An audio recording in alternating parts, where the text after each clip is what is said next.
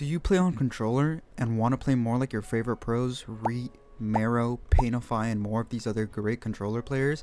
I'm here to teach you how to do exactly that in just a couple easy steps, both on console and on PC. Now that you're here, with enough being said, let's get right into the video.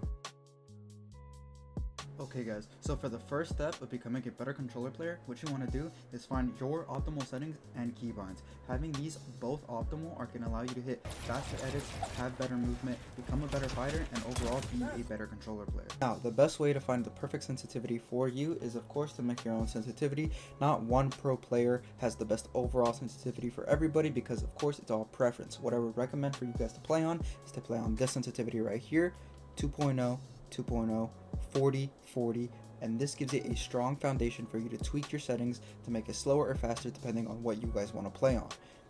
Of course, this goes the same with your binds. Not one pro player has the best overall settings for every controller player because it's all preference. What I would recommend is for you guys to come down here and stop playing on switch mode /edit because this needs the little white circle to fill up so then you can actually edit and continue. What I would recommend you guys do is get rid of it, come down here to where it says switch mode, make this as a separate build bind, and then come down here to where it says edit and make this as your edit bind. This will allow you to have instant edit, so then there's zero delay between your building and editing, making you overall faster and just a better controller player. This is what everyone plays on, this is what every pro plays on, and this will automatically make you a better controller player once you get used to it. Of course, you can always go to your favorite pro and play on their binds and play on their settings, but if you don't like it, you shouldn't have to stay on it. So what I would recommend is try to find your own settings, because just because they're a pro doesn't mean that they have the best settings for you.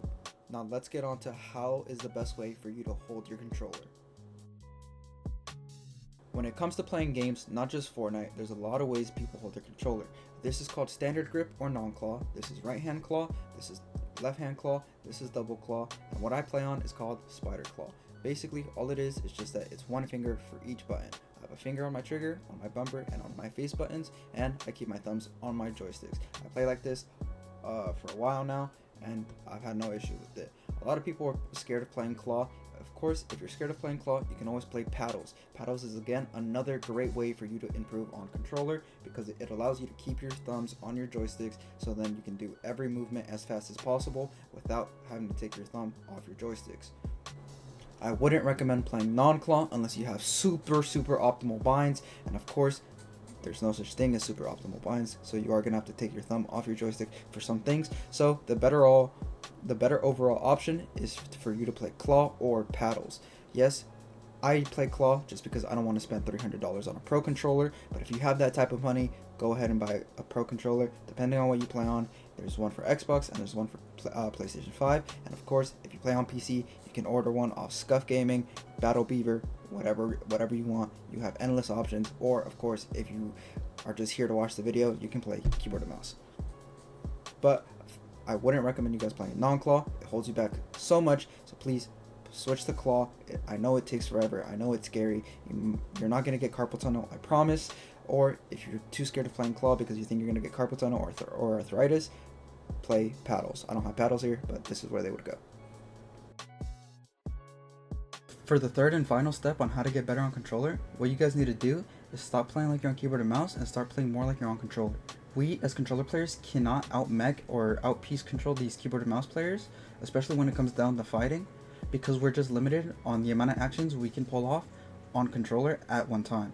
So what you guys need to do is practice your mechanics, practice your aim, practice your movement, practice all these things, your claw, paddles, whatever you guys can, so you guys have an equal chance to have a better off or like a more even footing against keyboard and mouse players. And then once you guys do this, I promise you guys, your skill on controller will skyrocket. I know I didn't go super fully in depth on how to practice or what to practice, so if you guys do want a more in-depth video, I promise you guys I will get that out to you. But thank you guys so much for watching. It's been your boy Slam, and I'm out. Peace.